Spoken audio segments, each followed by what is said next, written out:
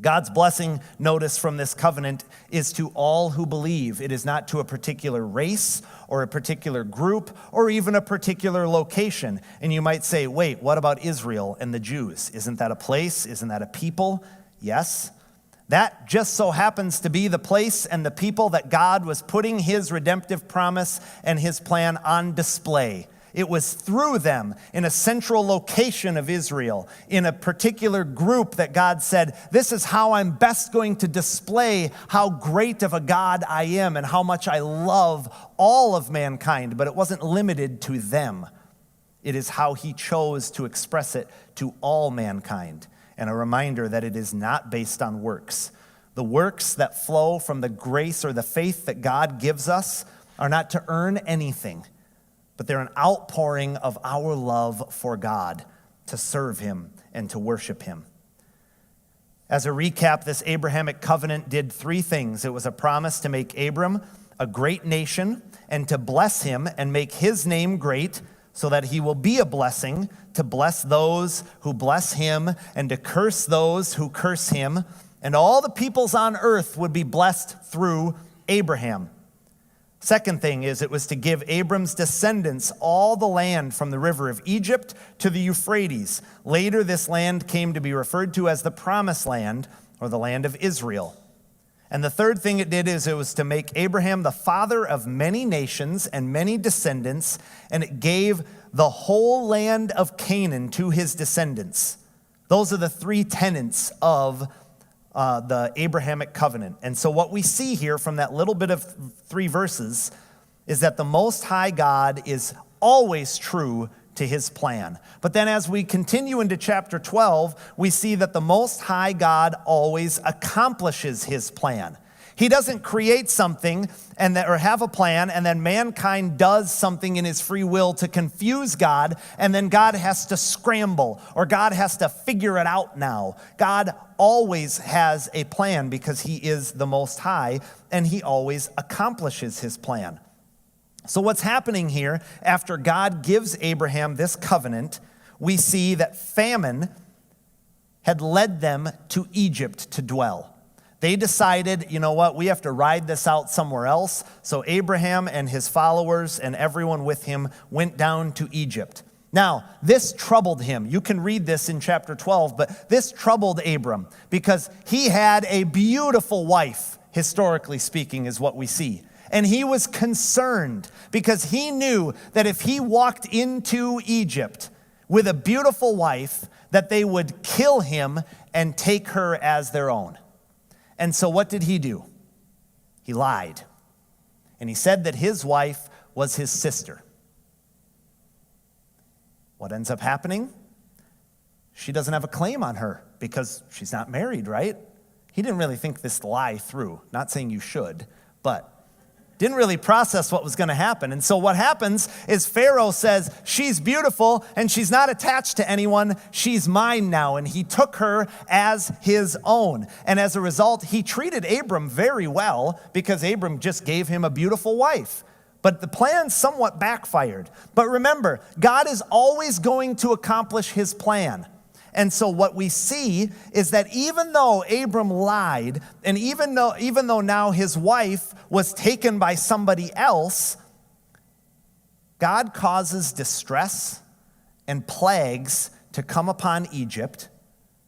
And they knew that it was a result of this lie, that Sarai was actually his wife. And so as a result, Pharaoh says, wait a minute, why did you lie to me? Why did you do this? And he kicks them out of Egypt. He could have done probably a lot worse, but he kicked them all out of Egypt. He said, take your wife and go. I want you to think back last week to the Tower of Babel, and the people said, we don't want to travel all over the world. We want security, and we're going to find security in this city. So we're staying put, and we're building a city. And God said, no, I'm disrupting that plan. And now we see Abram, who was just given the promise that he was going to be blessed by God. He was going to be the father of all the nations. And his response to that was he followed his fear. And he said, I'm worried. I'm choosing security over God's plan. Now you might go, that's really harsh against him. He lied. God is a God of truth. It is against the very nature of God himself to do anything misleading or lying or any sin for that matter. And so Abram, in that moment, he chose security, just like the people of the Tower of Babel. Can't we relate to that? Think about your daily life. Are you overcome with fear? And so maybe you change your routine for that moment because you respond to fear instead of responding to faith. Maybe that fear doesn't lead you to lying, so we've already begun to justify it like, yeah, but I don't lie. But what does that fear cause you to do? Because it can be real powerful.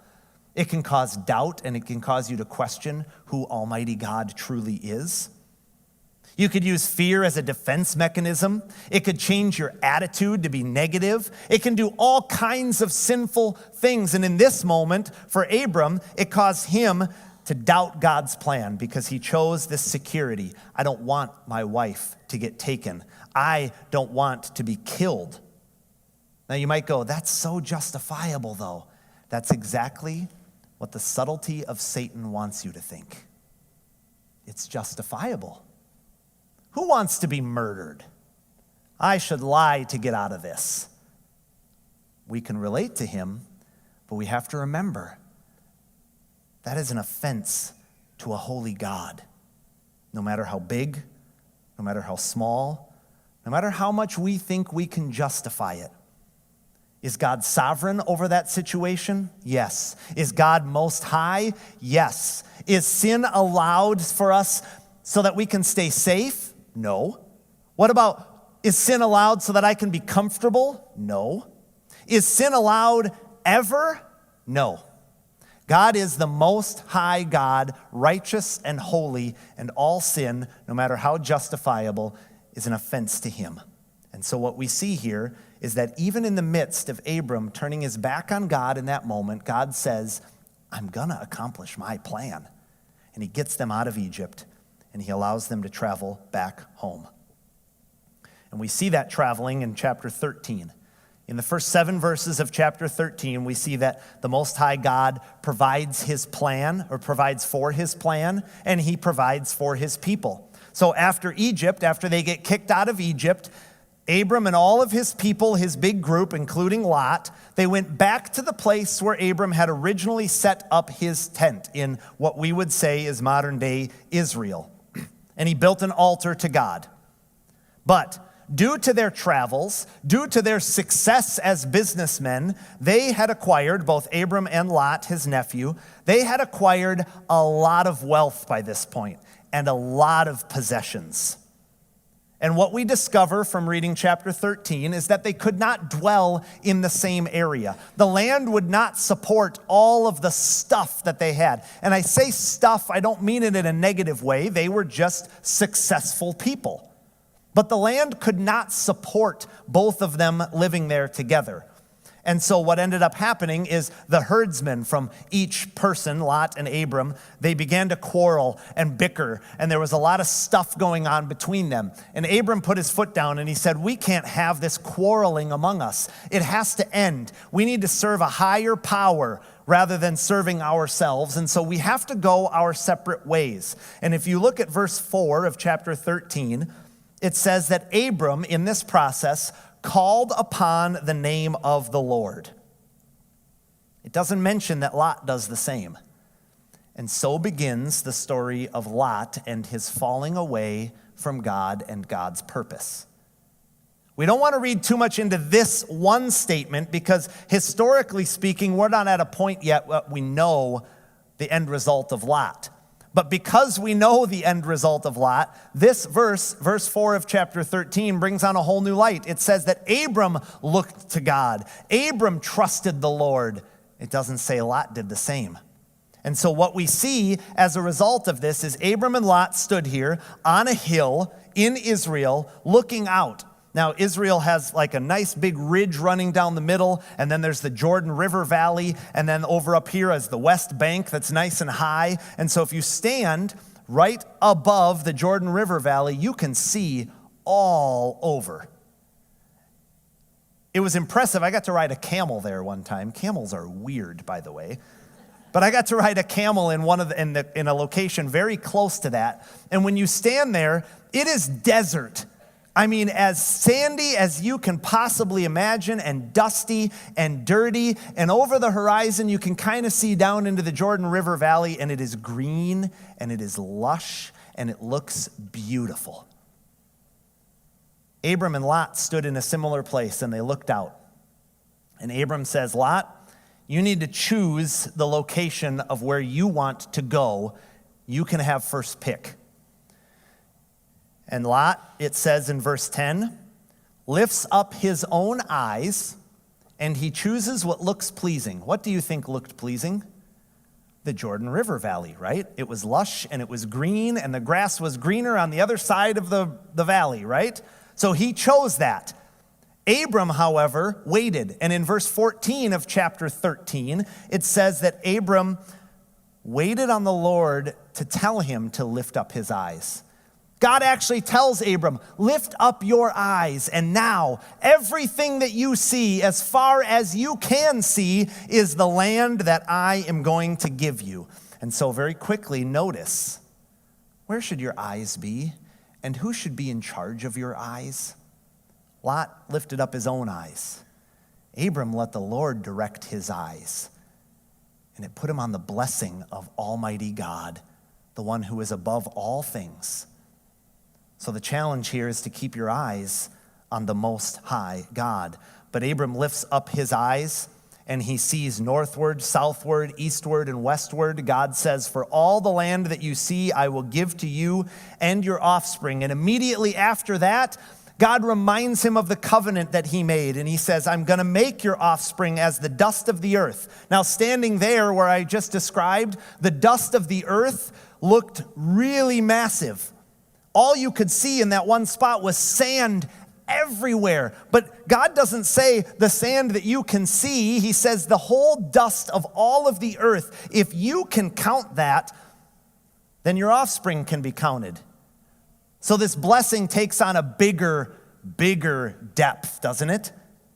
Because God is saying, I don't do things small because I am great. I am the Most High. So even everything you can see beyond that, and then beyond anything you can imagine, and then even beyond that, I am God and I will accomplish my plan. And I'm going to provide for you, and I'm going to make sure that my plan is taken care of, and it will always come about. It will never be thwarted. And so Abraham is reminded of the promise of God as we wrap up chapter 13. So then what happens? Remember, 325 years have passed. There are towns, there are armies, there are rulers all over the world, but geographically speaking, in this area of the world, what we see here is that the Most High God blesses his people. So kings of that particular region began uniting, and they were waging war. And so as Lot went down into the valley near Sodom, near Gomorrah, then you had Abram setting up his tent and his cities up on the top in the dusty, sandy area. While that is all established, while they are establishing their area, the kings of that region started to fight. There started to be war, and it was a war-filled time in this area. During one of the battles that was occurring down in the river valley near Sodom, where Lot was living, Lot was taken captive. And there was one person who thought, you know what? I just escaped from that battle. I need to go tell Abram that his nephew was taken captive. And so Abram gets a report from someone that says Lot was just taken. And Abram had a choice to make. He could have said he chose his own path. He went down there. He's not trusting the Lord. I'm going to turn my back on him because it's his own fault. Can anyone relate to that? You ever had feelings like that about someone? It's their own fault. They made their bed. They get to sleep in it, right? Abram doesn't do that. Abram says that's family. That's someone that God created. That's someone who has value, who has worth. And so I'm going to do what I can to go rescue that person. And being led by the Lord, Abram, remember his eyes were on the Most High God, he knew what he had to do. He assembled 318 men. Very specific number. Why is that important? Well, these armies that had been battling around there were not comprised of 318 men. They were much larger and they were much stronger. But Abram can assemble 318 men, and he does, and he goes all the way north in what we know as Israel, even all the way up to Damascus, and he defeats the army with his small group of people, and he takes Lot back, and he rescues him. Very small army, very big problem. Does that remind you of one humble servant named Jesus, who came alone in his very small, seemingly, manger and lived a life to tackle this big problem of sin for all of mankind? Abram does something great as a man of faith, believing in the Most High God, that this small force could overpower this large army who had seen success throughout that whole part of the world.